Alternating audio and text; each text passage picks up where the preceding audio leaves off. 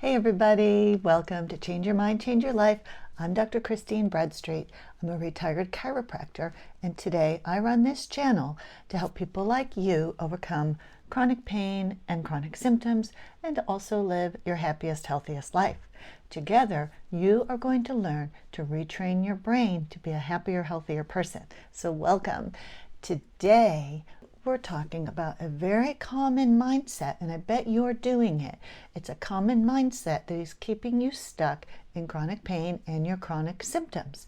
And that's the mindset of being hyper vigilant. So before we dive into that, I'm going to take a quick second to ask you to subscribe to the channel. When you subscribe to a YouTube channel, it's like supporting a small business, but it doesn't cost you any money, and it allows me to continue to bring content like this to you to help you be happier and healthier.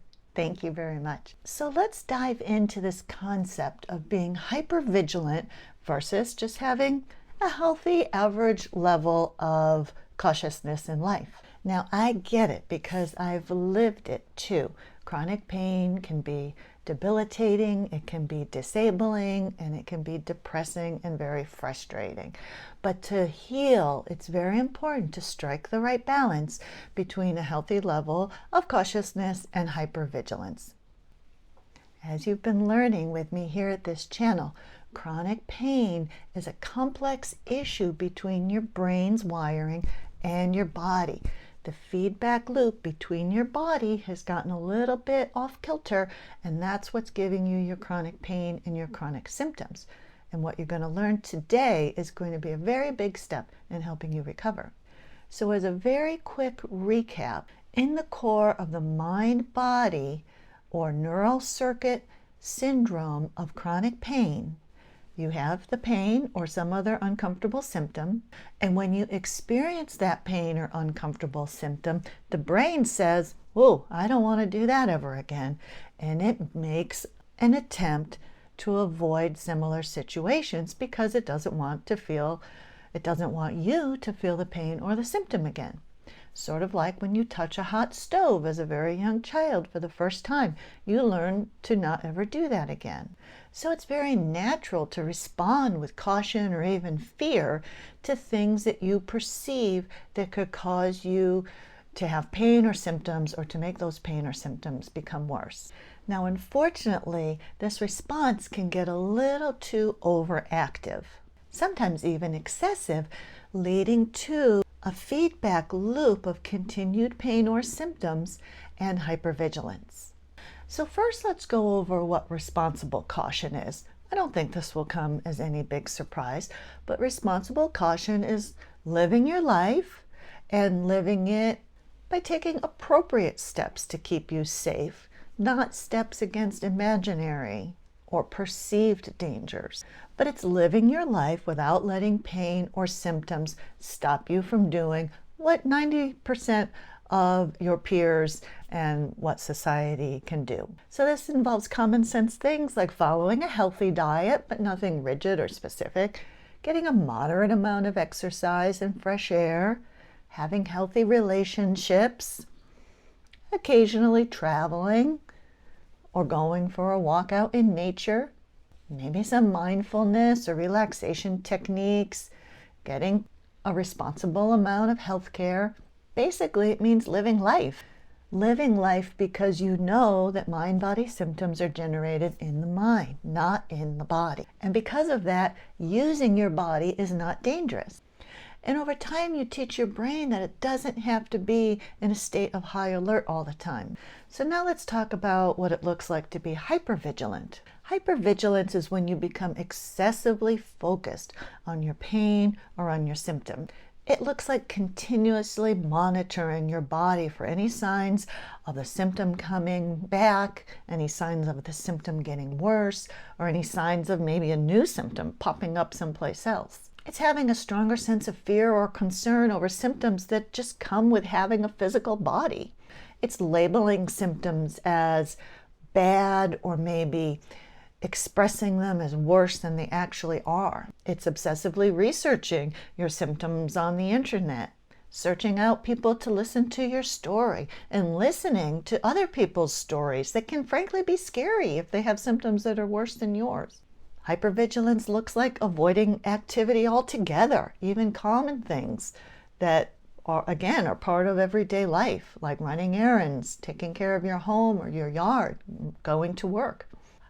Hypervigilance can look like engaging in support forums and support groups where you're exchanging stories and telling stories. Hypervigilance can look like relying on specific diets, avoiding groups of foods, having rigid rules about what you eat and about how you exercise. It can look like extreme or regimented stretching routines. Maybe you insist on sleeping with a special pillow or always using a specific support.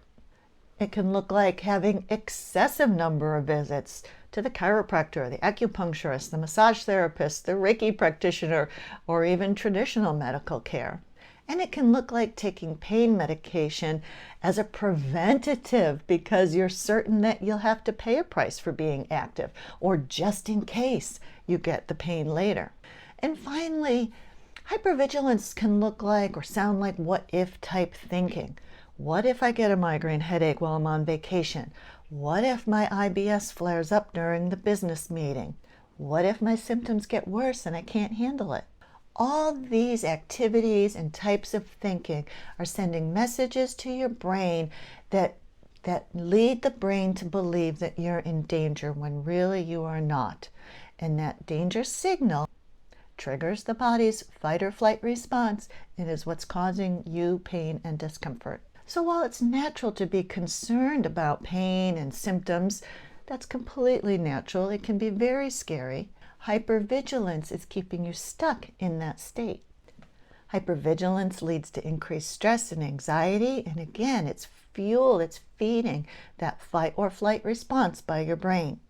Now remember, your brain's not doing this to be a pain to you. It's doing it because it's programmed to keep you alive, and if it perceives that you're in danger, even when it's not, it's going to go into fight or flight mode. So how can you best strike the balance between a healthy level of caution and hypervigilance? The short answer is live your life, my friend. Go out and cut your grass, vacuum your house, go to the grocery store, ride in a car, take an occasional trip. Eat a balanced, healthy diet, but without restrictions or rigidity. Pick up your kids. None of these things are inherently dangerous. And if your peers and friends can do them, that's proof to you that these things are not harmful.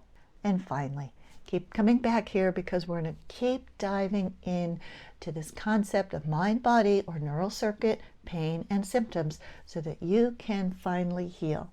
Over time, you'll learn to retrain your brain to break the cycle of chronic pain or chronic symptoms. Remember, you are not alone on this journey and help is here. If you found this video helpful, please like it, please drop a comment, and please share it with somebody else that you think could benefit from it as well. Again, hit that like and subscribe button and stay tuned for more helpful content. Thank you so much for joining me today at Change Your Mind, Change Your Life. I'm Dr. Christine, and I'll see you on the next video. Bye-bye. All right, thanks for being here. Before you leave, please be sure to subscribe and hit the bell notification so you'll know when I go live or when a new video drops. And visit me at ChristineBradstreet.com. Love to you all. Bye-bye. See you soon.